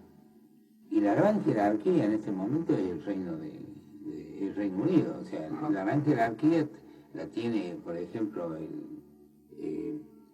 la corona. Como una figura de élite. Claro, la corona, el primer ministro, esos son los que tienen la gran jerarquía. Y son los que, de alguna manera, hay que someterse a ellos. En concatenación con lo mismo, tampoco nos debemos olvidar de la famosa masonería washingtoniana, que son las que ejerce Estados Unidos también acá en nuestras tierras, ¿no? La masonería washingtoniana, que es una copia de la masonería anglo-francesa. Entonces, esos estuvieron, inclusive ya en la etapa de la independencia, de la post-independencia, empezó a tener influencia en la washingtoniana. Diferentes tendencias, como también acá también se adaptó una masonería sudamericana. Claro, sí, pero la primera masonería, ustedes saben bien, son la logia Lautaro, claro. Todas esas logias. La logia Lautaro fue creada por San Martín, ¿no? No, pertenecía a San Martín, pero se fue alejando la logia Lautaro en este aspecto de que se fue separando San Martín de la logia Lautaro, cosas que no hizo Carlos de Alvear, por ejemplo. Carlos de Alvear, dicho sea de paso, para meternos en la familia, era medio hermano de San Martín. Claro, porque San Martín tenía un padre biológico que era Diego de Alvear, que era el papá de Carlos de Alvear, ¿no? Que era un militar español, ¿no es cierto?, muy amigo del papá no biológico de San Martín, ¿no? Que fue el que le dio el nombre y el apellido a nuestro héroe nacional. Y fíjense que el otro caso es mucho más patético, de modo mucho más impresionante, porque San Martín tenía una madre que se llamaba Rosa Boicurú, que era una indígena, ¿no? Era una indígena guaraní. Y San Martín le sirvió eso, porque cuando vino a armar los ejércitos para combatir a los españoles y se instaló, por ejemplo, en Cuyo, hizo tratos con los pehuenches, con los huarpes y todas esas cosas, todos los indios. Nos contaba la otra vez que le pedía permiso para pasar por su tierra y no confrontar, digamos. Claro, porque él pide permiso para hacer todo eso, porque son sus hermanos. Para él, ¿no? Claro, tenía sangre indígena. Claro. Fíjense esta historia, ¿no? Viniendo más adelante en el tiempo, siempre se dijo que Perón también fue masón. Sí, Doña Juana Sosa Toledo, ella era una mezcla de Pampa con Tehuelche, ¿no? Y bueno, Sosa Toledo, doña Juana, era, digamos, sirvienta, podemos decir, de la familia Perón. Entonces el papá, como era muy común en aquella época, el papá de Perón tiene un enredo amoroso con esta mujer y de allí nació Juan Domingo, ¿no? Juan Domingo, que al principio se llamaba Juan Domingo Sosa, porque el padre, claro, el padre no lo reconoce él, o no le da el, digamos, no le da el apellido. Entonces, 2 años después vuelve a quedar embarazada la mujer y tiene otro hijo, que era hermano de Juan Domingo. Entonces pero el padre... diferente padre. Claro, no, el mismo. Ah, el mismo padre. El mismo. Ajá. Entonces, ¿qué sucede? Se enoja el Perón abuelo, Mario Tomás Perón, que era médico y demás, se enoja y dice, bueno, acá se terminó, hay que blanquear todo esto. Bueno, y blanquea te así que se fue y lo anotó Juan Domingo Sosa, lo anota como Juan Domingo Perón, 2 años después. Perón no nace en 1895, como dice los documentos oficiales, ¿no? No nació en 1895, el 8 de octubre. El que nace él el 7 de octubre de 1893. 2 años antes. 2 años antes. Entonces lo anotan con el hermano. Y lo anotan junto con el hermano con una diferencia de un día. Y le dice, pero ¿cómo vamos a anotar este? No, póngalo que nació en la víspera. ¿No? De este nació en la víspera este otro. O sea, casi como si fueran mellizos, claro. ¿No? Bueno, pero así fue. Esto lo tiene registrado Perón en su memoria, ¿no? Pero volviendo a ese tema... Lo oficial dice que nació el 8 de octubre de 1895. En 1895. Sí. Pero en realidad cuando el nacimiento de él fue el 7 de octubre de 1893. ¿No? Y bueno, gracias a esa cuestión y todo lo demás, pudo entrar en el ejército, porque si no, él no podía entrar en el ejército si no tenía un padre biológico que lo reconociese. Perón entra a los 13 años en el ejército, bueno, y hace su carrera ahí. Toda la vida él fue militar, porque no hay que confundirse, Perón fue militar. Pero, Perón, por ejemplo, él hereda esa grieta, ¿no? Heredando la grieta, porque la grieta se acentúa aún más con las guerras civiles, claro, entre federales y unitarios. Y ¿Qué año para contextualizar? Entre 1820 y 1852 fue las 30 y tantos años de guerra que tuvo la guerra civil. Unitario y federal. Y en ese enfrentamiento siempre estuvo Inglaterra y estuvo Francia metido en ese enfrentamiento, ayudando por supuesto a los unitarios. Haciendo un poco referencia, ¿no? Volviendo a lo que es en la época de San Martín, en Inglaterra hay un monumento a San Martín. En Inglaterra hay un monumento a San Martín y tienen una placa recordatoria. Ahora, no me voy a poner en revisionista, pero uno se tendría que preguntar qué hace un monumento de San Martín con una placa recordatoria en Inglaterra, ¿no? ¿A qué voy? San Martín fue funcional a las pretensiones imperiales de Inglaterra, expulsando a los españoles de América. Junto con San Martín estuvo Bolívar, O'Higgins, todos que también formaban parte de una logia, ¿no? Eran de la logia. Eran de la logia. Ahora, con esto no quiero decir, ni quiero desfigurar la imagen de San Martín, porque por ahí en pos de la... Pudo haber recibido financiamiento y después hizo lo que quiso. Sí, en cuestión de interés, Inglaterra puede estar con los buenos o con los malos, si le conviene. De hecho, el decálogo lo dice perfectamente, bueno, estar con el lado débil. Claro. O sea, ¿qué quiere decir? Que desde los orígenes de nuestro país estuvo en influencia la corona británica. Sí, como en los comienzos de un montón de otros países alrededor del mundo, ¿no? Y después del 45, de la Segunda Guerra Mundial, empezó la injerencia norteamericana y acá... Claro, Norteamérica toma la posta. Sí, Claro. después de la guerra. Entonces, el cipallaje nuestro cambió como los perros, cambiaron de collar, Sí. ¿sí? Pero seguimos siendo los mismos perros, ¿no? Entonces, claro, ese fue la cuestión. Bueno, y eso durante el siglo XIX siempre estuvo, es decir, los unitarios siempre se caracterizaron por ser la gente que económicamente mandaba y se hizo una logia. Más conservadora también. Sí, muy Muy conservadora. conservadora, sí. Y entonces la muestra también está porque crearon hasta su propio partido, digamos, con un gran poder, como fue el Partido Autonomista Nacional, ¿cierto? Donde se habían agrupado todo lo que era la élite, ¿no? La élite esta, que era un factor, eso era una grieta, lo que pasa es que tampoco se dice. Estaban los pobres de aquel lado y dentro de los pobres de aquel lado, ellos lo que querían era que el inmigrante ocupara el rango que tenían aquellos otros pobres a los cuales había que eliminar, que eran los gauchos, el criollaje, como decían ellos, y los indios, ¿no? Ahí, por eso las batallas, las guerras, hacían pelear a los más pobres. O sea, el criollo o el gaucho, o sea, el hombre de campo, de a pie, era el tipo que sufría las levas, armaba los ejércitos de línea, que iban a pelear en contra de los indios. Entonces, bueno, el caso de los negros fue paradigmático y fue tétrico. A los indios casi mataron, a los negros casi los mataron a todos durante la guerra del Paraguay.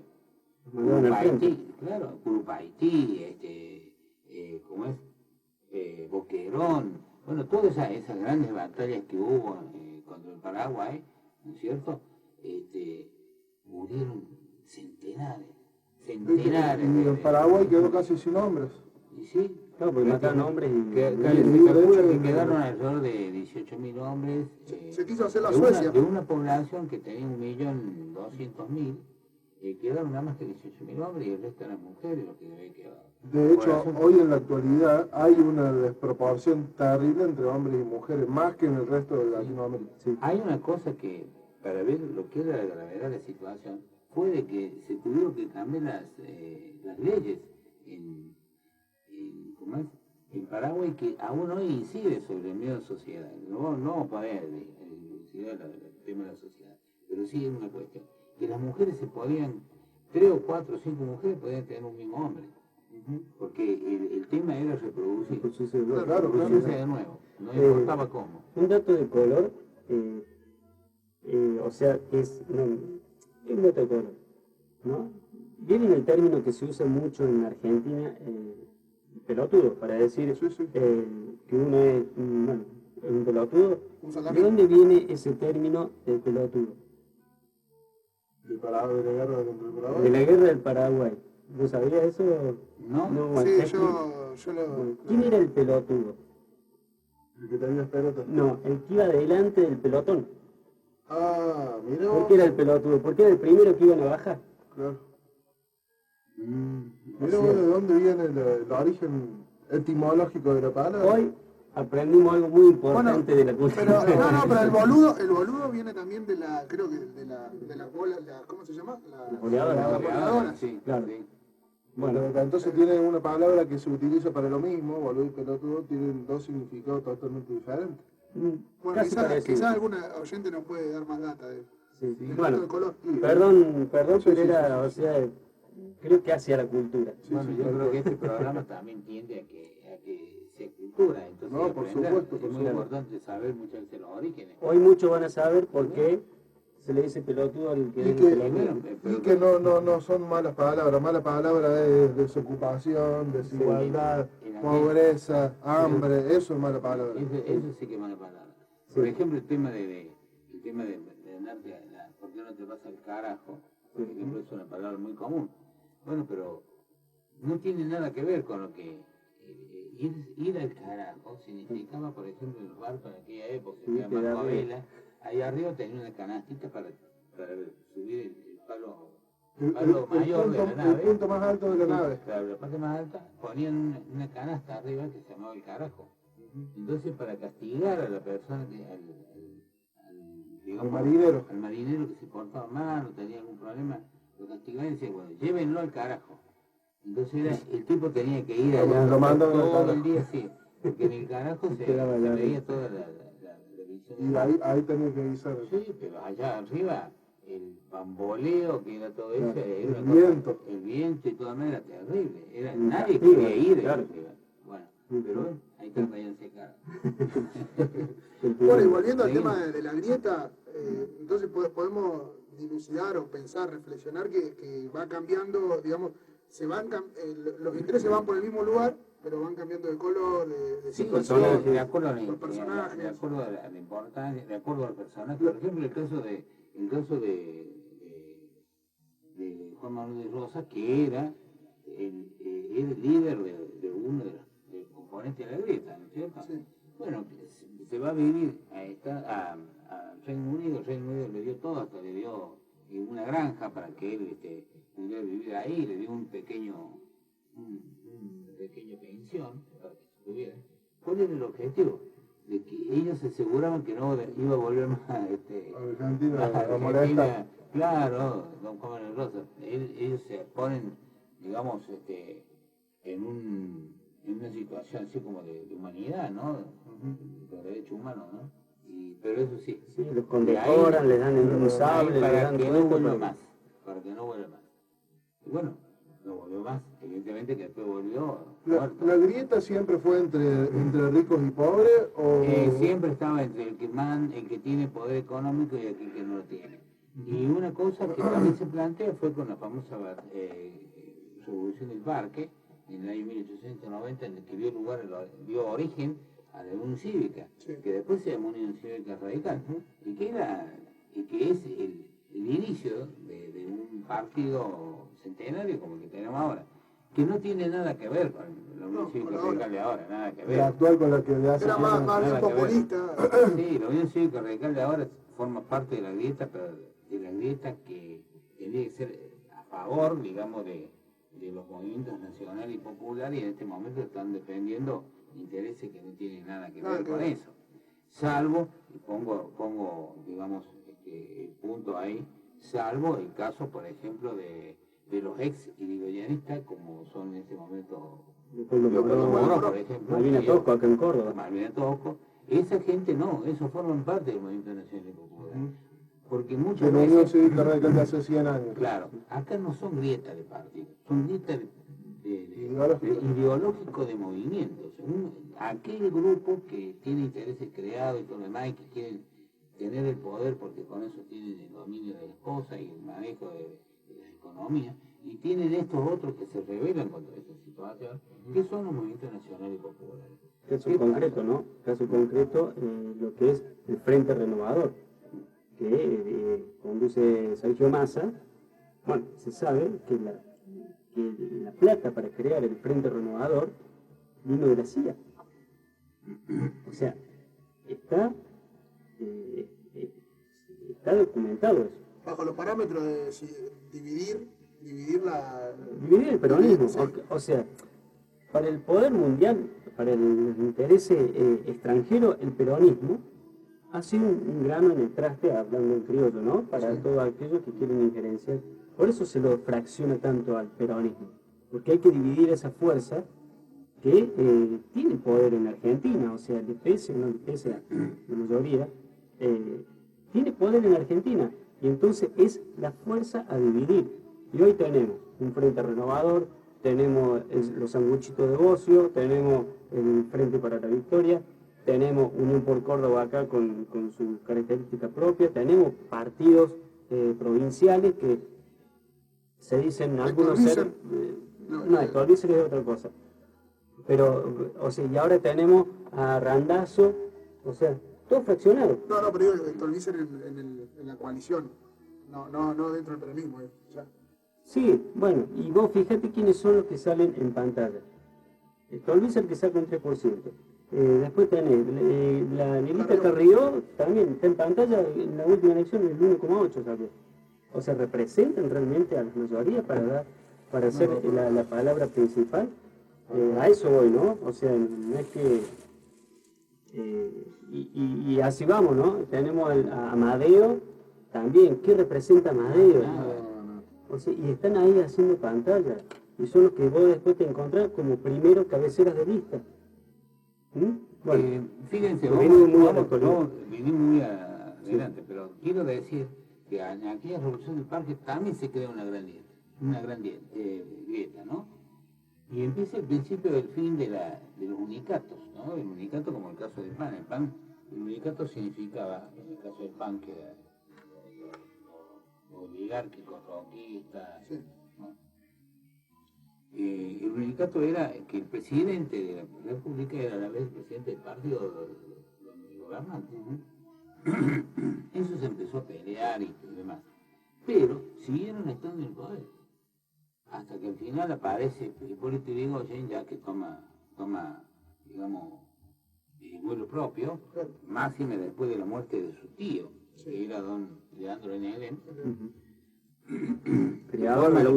que forma el partido de la Unión Cívica Radical, que significaba no perder los principios. Grandes próceres. No perder los principios por los cuales el radicalismo nació, que era defender a los humildes, defender al pueblo y transformarse en un movimiento nacional y popular. Bueno, después de tantas peleas, al ser el poder, al ser el poder de Yrigoyen, y hay una frase que también hay que verla y compararla con lo que decía el protocolo acá. Yrigoyen no quería ser el presidente, porque él decía que no estaban nada las condiciones para que un movimiento nacional y popular como el radicalismo tuviera el poder, por la sencilla razón de que los puntos principales de la administración nacional estaban en manos todavía de los conservadores, ¿no? Y los conservadores respondían, y después se comprobó con el tratado de Roca-Runciman en el año 32, cuando ellos voltean Yrigoyen y suben de nuevo, cuando pusieron en ese tratado diciendo de que la Argentina forma parte del Imperio Británico. O sea, son cosas así, ¿no es cierto? Bueno, ¿qué pasó? Con Yrigoyen tuvo que hacer el trabajo sucio de ir cambiando las estructuras, ponerlas, digamos, a disposición del movimiento nacional, ¿no es cierto? Porque había que remover. ¿Y qué pasó ahí? Acá también hay otro que también crea la grieta, y muchas veces nosotros acá llamamos y decimos que son funcionales a la oligarquía, que es la izquierda argentina. ¿Sí? Lo voy a decir, la izquierda argentina. Ayer hablábamos de eso, sí. Bien. En esa época, con Respeto, el Valle de Balbucea, Pinedo, abuelo, Pinedo, que antes era de izquierda. En esa época no era ministro de Economía, ¿puede ser? Bigman, por ejemplo. ¿No era ministro de Economía en esa época? ¿O? No, fue ministro de Economía en la época anterior. En la década infame fue. Cuando sube justo con una concordancia que fueron los radicales que estaban en la contra, que eran los azules que habían sido de los que lo siguieron a Torcuato de Alvear, que era un hombre de la oligarquía, ¿no? Marcelo T. de Alvear. Marcelo T. de Alvear, que era Marcelo Torcuato de Alvear, ¿no? Ese era, digamos, el radicalismo que empieza a surgir como derechista. Claro. Inclusive tenían la idea de nazifascista en su momento. Bueno, eso lo voltean a Yrigoyen. Lo descalzan, le hacen de quinta columna, que eso es lo que dice ahí el protocolo, ¿no es cierto? Le hacen de quinta columna al gobierno radical de Yrigoyen y lo toman a Yrigoyen. Bueno, que dicho sea de paso, hay un vicepresidente que era cordobés, que se llama Martínez, que no tiene nada que ver con ¿Nores Martínez? Con Nores Martínez, y tampoco tiene que ver con Víctor Martínez. Era un Martínez. Otro Martínez. Pero sí, este Martínez también medio traidor, ¿no es cierto? En su momento quiso acordar y arreglar con Uriburu para seguir él siendo presidente, desplazándolo a Yrigoyen, ¿no? Que no tuvo suerte. evidentemente que Uriburu se hizo cargo del gobierno y después arreglaron, hicieron también un conato en el año 31 de dejar elecciones libres. Y viene ganó el radicalismo. Entonces intervinieron las elecciones, y eso me hace recordar lo que pasó en el año 62, cuando estaba el peronismo proscrito, le dieron la posibilidad con partidos que no dijeran que eran peronistas, sino que tenían otros nombres, Unión Popular y demás, bueno, pero que todo el mundo sabía que eran peronistas los que iban a... Y bueno, ganó el peronismo en ese momento, que eran las elecciones de gobernador, año 62. Frondizi dijo, no, si ha estado dominado el peronismo no va a salir más, vamos a dejar que... Y bueno, y ganó el peronismo. Y bueno, automáticamente intervino el ejército, anuló las elecciones y lo echó a Frondizi. Lo echó a Frondizi del poder. Y volvieron de nuevo a entablar la dictadura, ¿no? Bueno, eso también sucedió en la Argentina ya en el sentido. Ya había sucedido en el 31. Y viene a hacer una nueva elección con el peronismo, con el radicalismo proscrito. Porque ahora los radicales no van a poder creer eso que digo yo.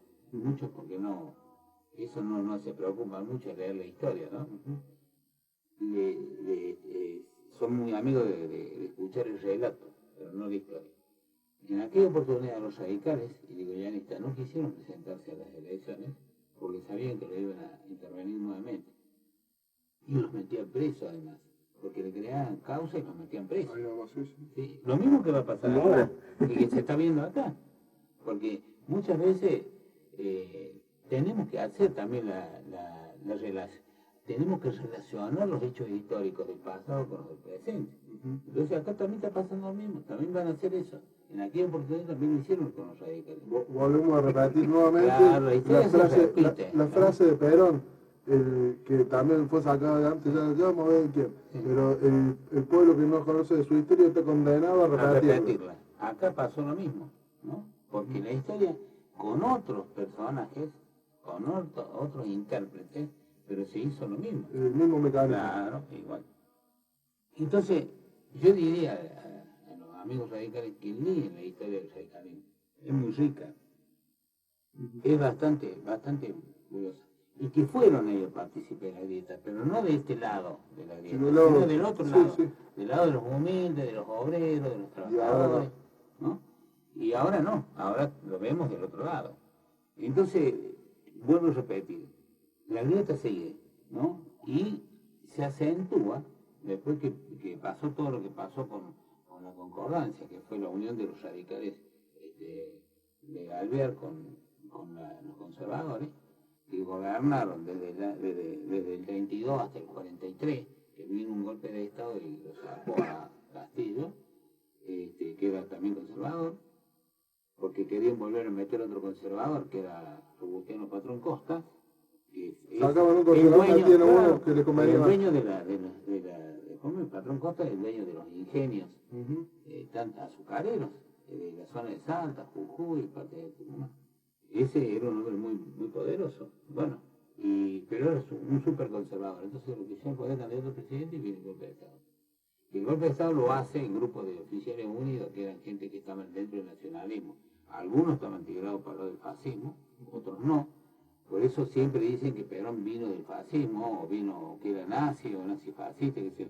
Nada, El GO. Claro, el GO tenía un nacionalismo en donde estaban también los nacionalistas católicos, solo que eran nacionalistas. Pero aparte convengamos que los nacionalismos en las diferentes regiones del mundo es totalmente diferente al nacionalismo nazi, es diferente al nacionalismo mexicano o al nacionalismo de otra parte del mundo. Son nacionalismos diferentes y no significan que sean... Ojo que también no se confunde, claro, pero no hay que confundirse. Los nacionalismos tienen derecha y tienen izquierda. Si vamos a hablar del peronismo en su visión anual, actual, por ejemplo, es un centro-izquierda. Peronismo es centro-izquierda. Por eso la izquierda ataca permanentemente al peronismo, porque es el competidor a vencer. Ellos no lo tienen en cuenta los otros, pero no se dan cuenta que los otros lo usan a ellos para seguir en el poder. Porque si alguna vez tienen una mínima posibilidad, se van a encontrar que no tienen cómo responderle al poder económico, que es el más fuerte y que está siempre aliado con el extranjero. Bueno, pero fíjense cómo va la cosa. Esa oportunidad viene el 45, Perón va como candidato, ¿y quién va? ¿Y a dónde van los radicales? En esa época estaban los radicales unionistas, que eran todos los que habían sido alvearistas, ¿no? ¿Y de dónde surgió Balbín? Y surgió Balbín, y ahí Balbín siempre ha sido unionista, ha sido alvearista, ¿no? Para la gente que habla de Balbín, y que yo, bueno, no le voy a decir eso. Balbín siempre fue de la derecha. Frondizi no, estuvo en la parte izquierda, digamos, por eso se llamó el Partido Intransigente, o digamos que siempre estaba revelado, sí. Movimiento de integración y desarrollo. Y desarrollo también, eso se llamó después, ¿no? Pero antes era Partido Radical Intransigente. ¿Por qué? Porque querían estar dentro del irigoyenismo. Bueno, pero ¿qué sucede? La flor innata del irigoyenismo, esto también lo vamos a decir y lo vamos a decir ahora otro día. La flor innata del irigoyenismo, donde estaba el Forja, la fuerza, sí, la juventud, el Forja era la juventud de Argentina, era fuerza organizada radical de juventud de Argentina, por eso era Forja, ¿no? La Forja se mete, digamos, junto de una una agrupación, tres agrupaciones de fuerzas y que postulaban a Perón. Y de la forja, de ese radicalismo que se llamaba Junta Renovadora, era el Partido Radical Junta Renovadora, forma parte y le da la estructura a Perón para poder ganar las elecciones. Parece mentira, ¿no? Sí. Sin embargo fue eso. Y la flor innata de ese radicalismo formó parte de, cabe decir que el vicepresidente del Perón era de la Unión Cívica Radical Fuerza Renovadora. ¿Quijano era? Sí, Hortensia Quijano. Después los otros que siguió a Loé, a Paul, bueno, varios de aquella época, que en este momento no me viene en la memoria, pero varios dirigentes de peso. Guardo, por ejemplo, el doctor Guardo, que fue el presidente de la Cámara de Diputados. Bueno, todo eso era todo el radicalismo. Bueno, Carlos, nos queda poquito tiempo. Yo quería hacer una pregunta cortita para que responda en un segundito a la audiencia. Dijo Julio Bárbaro ayer, a Jorge Rial, que el peronismo murió con Perón. ¿Qué tiene de cierto y de falso eso? No sé, me parece que no... Era un dirigente peronista de muchos pero años. me parece que no enganchó bien el tema. Porque ellos, después que muere Perón, el peronismo cae en manos de los masones de la derecha. Estaba Benítez, estaban todos esos tipos juntos que eran todos amigotes del Brujo, ¿no? Y que armaron las 3A, las triple A, fueron ellos. Pero los peronistas, que eran todos del movimiento nacional y popular, estaban afuera de eso. Quedaron afuera de eso. Claro, que él tiene que decir, porque él también estuvo ahí, que diga quiénes fueron los tipos que estuvieron. Esos tipos fueron los que manotearon el poder, porque estaba López Rega, que lo entregó todo eso. Y después, cuando viene el golpe de Estado, estuvieron colaborando con ese grupúsculo, ese grupete, estuvieron colaborando con las fuerzas de represión tan intensa que hubo. Y demuestra también esta otra vuelta a la izquierda, estaba aliado en contra del peronismo. Ahí en esa oportunidad también. Como también lo estuvieron en el 55. La famosa expresión a que se acabó la leche de la clemencia fue en Scioli. Y Scioli era el socialista, era la izquierda, ¿no? O sea, por eso tienen un karma la izquierda con nosotros, porque siempre han estado atrás, ¿no? Detrás de los que golpeaban. Estaban detrás de los que golpeaban. Tampoco fue una cosa del 76, también estuvieron, ¿no? Y fíjense cómo son las cosas, ¿no? Ahora, cuando apareció, 12 años de un movimiento nacional y popular, y sin embargo, fíjense que volvieron a estar en contra. Bueno, nos quedan 5 minutos de programa, esto Sí, da nada, para, se nos podemos pasó estar, rapidísimo el programa. podemos estar hasta las 12 de la noche y podemos seguir también, ¿no? Porque es interesante lo que es la historia, lo que sabe el doctor Canelo, bueno, ya se habrán dado ¿Cómo cuenta. se viene gestando esta grieta desde hace...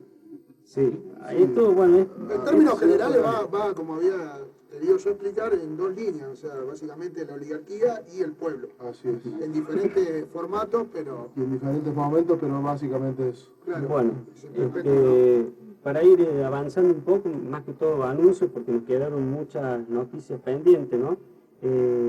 Bueno, el SUEM sigue con las medidas de protesta, esperando de que el intendente de Metre los reciba para no ir a un paro, ¿no? La CGT Córdoba pedirá a Unión por Córdoba que no adhiera a la ley de las ART. Después ya vamos a hablar más extensamente sobre eso. Vamos a ir a especificarnos más sobre ese tema. Bueno, presentarán amparo contra provincia y municipio por obras en el batallón 141, que es lo que estuvimos hablando con Miguel Mañasco. El gobierno de la provincia y la UPC firmaron el acuerdo salarial, el aumento acordado es del 23,5%, que se distribuirá en 3 partes. Además habrá una revisión de la inflación en noviembre y en enero de 2018. En la negociación estuvieron presentes Juan Montserrat, el titular del gremio, en representación, del gremio, casualmente. Docente, en la representación del gremio docente, la Secretaría General de la Gobernación, Silvina Rivero, y el Ministro de Educación, Walter Graubac. Fueron los que negociaron con esa chica. Bueno, y en el ámbito nacional, que esto vamos a tener que darle más tiempo, ¿no? El gobierno emitió nueva deuda por 800 millones de dólares. Seguimos metiendo la pata hasta... Bueno, Macri se refirió a la crisis en Santa Cruz y pidió alejar la figura del Estado como un aguantadero de la política. Después vamos a extendernos sobre ese tema. Bueno, algo que no salió en los medios, Frigerio se reunió en Brasil con Temer y Rajoy. Habría que saber para qué, ¿no? Y bueno, tenemos mucho más sí, para... mucho más. decir. Estados Unidos envió un submarino también para sacar los ánimos, así que así estamos, ¿no? Y en el ámbito local, cortito, volvieron a condenar a Franco Morat, el pibe del Mini Cooper que atropelló a parapléjico a otro pibe de Nueva Córdoba, bueno, por venderle el auto a su novia. Bueno, para no pagar el poste. Bueno, muchachos, 1 minuto para las 16, nos estamos yendo 13 grados en la capital cordobesa. Déjenme, creo que no queda más tiempo, ¿no? No. Bueno. Para mañana, Pablito. Bueno, hasta mañana será, gente. Esperemos que no llueva tan fuerte más tarde. Y bueno, nos vemos mañana con más Hasta las Pelotas. Chao. Que podés escuchar la radio, estés donde estés. Nuevos Horizontes 102.5 ya tiene su aplicación. Descargala desde Google Play como Nuevos Horizontes.